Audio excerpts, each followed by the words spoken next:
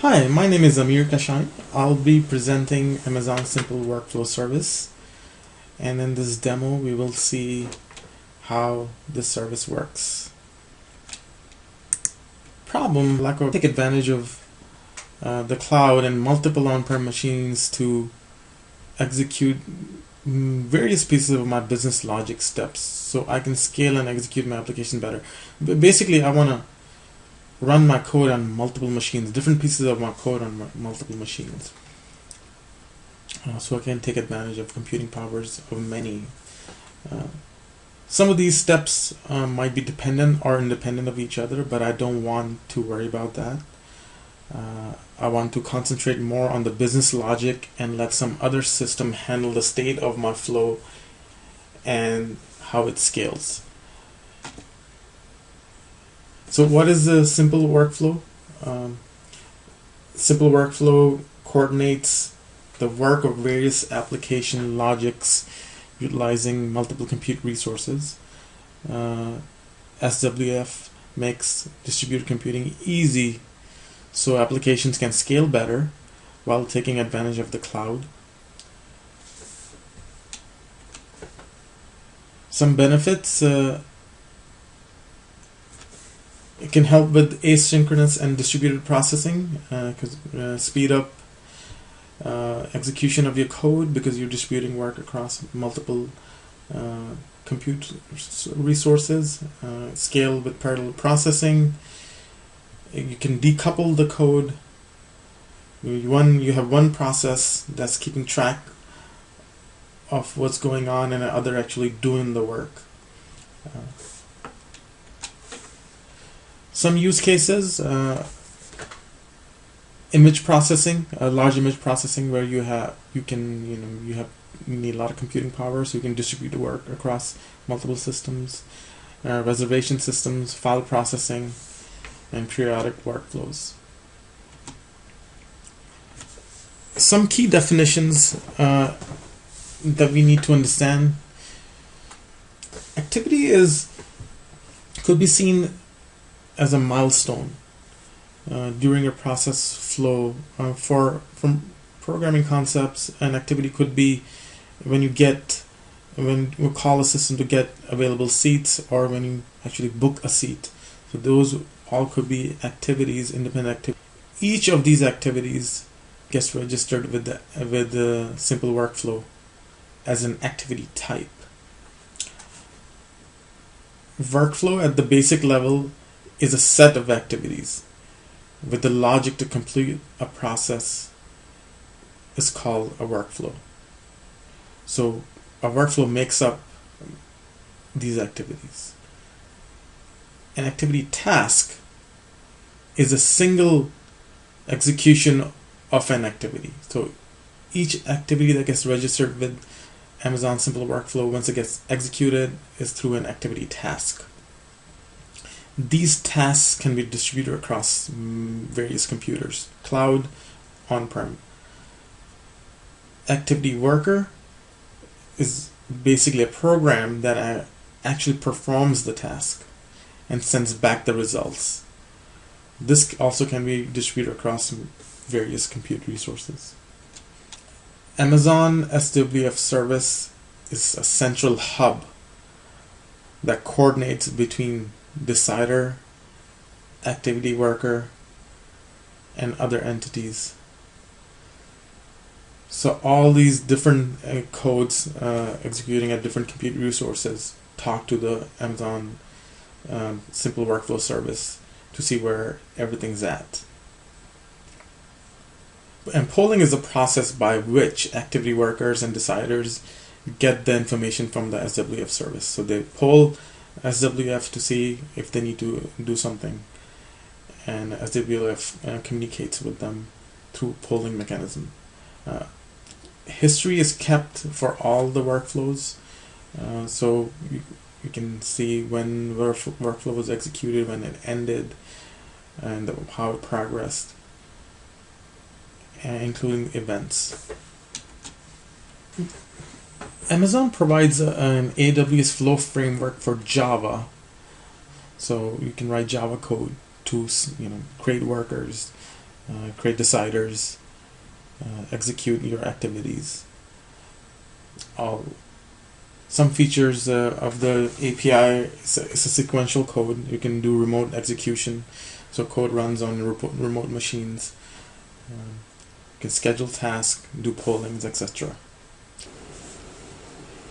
In the demo, we will see a working example of how AWS Flow Framework for Java.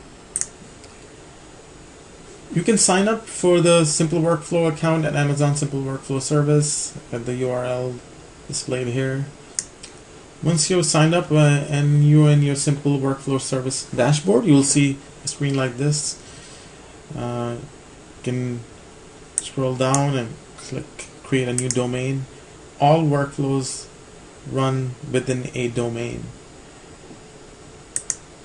You can have multiple domains, but workflows can talk to each other within the same domain.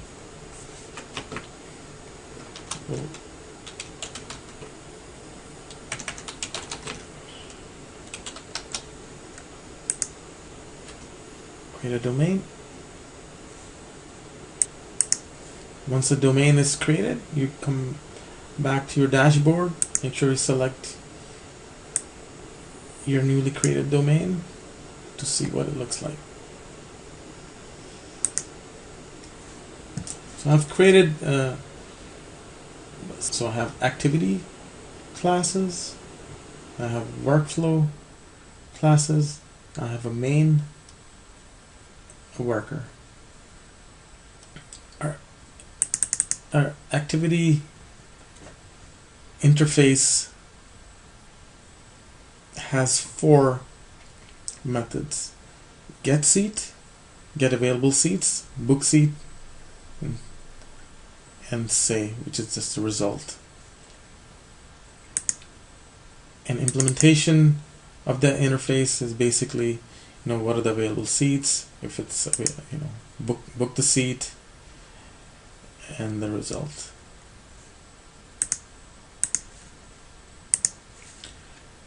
Reservation workflow contains just one workflow called reserve seat, and here's the implementation.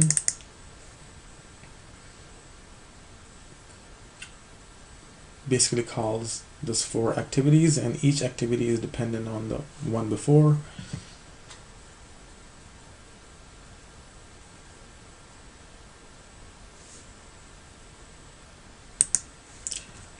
Now if I switch back to my console, I can see the workflow types.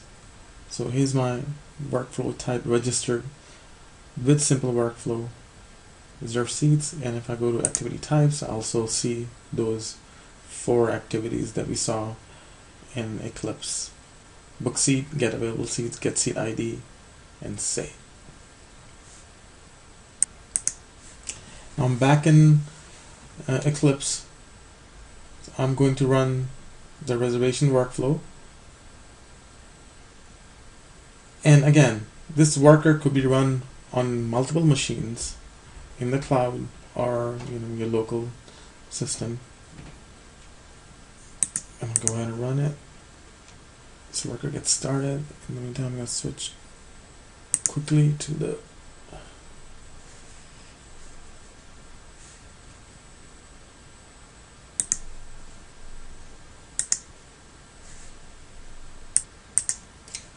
So while the workflow is running, I'm going to run my main reservation main code, which connects to the Simple Workflow service and ask the workflow to run with the parameter 22, meaning it's one to reserve seat 22, and then another one for seat 2. So 2 workflows will be executed, and one will fail, other will succeed. So just to emulate that, I can run this from another to my second instance of Eclipse and run the reservation workflow request from the second instance just to emulate a second machine. I'm going to run this and try to switch quickly back to my console to see if we can catch the in progress workflow. So, and here we go. So we have two workflows running for 2 seat requests. If I switch back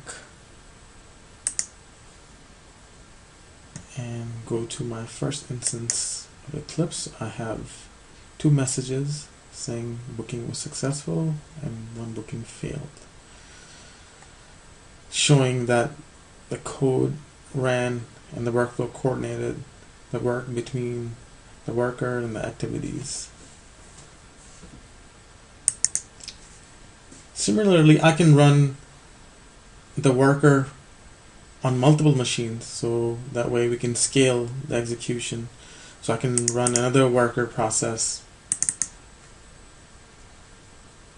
on the second instance of Eclipse, and again run the main.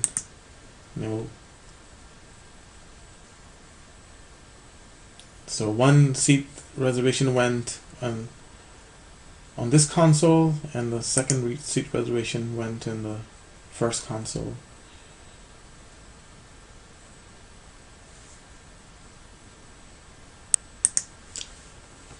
I could also split my activities and run the activities on a separate machine and have my workflow run on a separate machine. But for simplicity, I kept them all one. But you could do that run on different machines. The activities on different machines, workers on a workflow on different machine, worker on a different machine. Back on the console, if I click list execution, workflow has run. I can still go and check the completed workflows, and I can see all the workflows that I have run to date. I can drill down further in to see what time they ran, the status of the workflow, different events it went through, some tasks, the identity where it ran.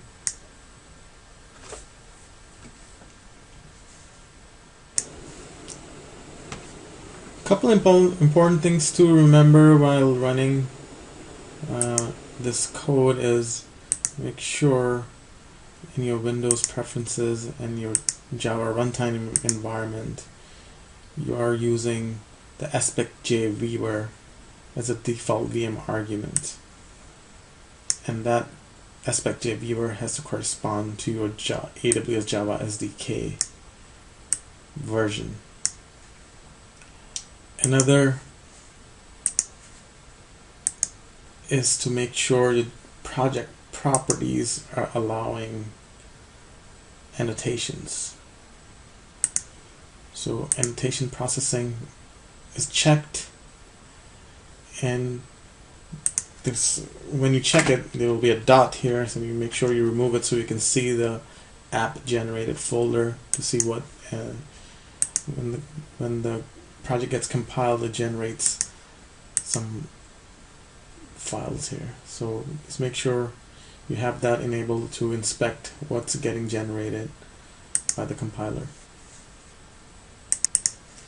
Some advanced topics, fault tolerance. Basically, code will continue until it succeeds, and some auto scaling with CloudWatch. So as your load increases, AWS SWF simple workflow will auto scale. So those are advanced topics if you're interested.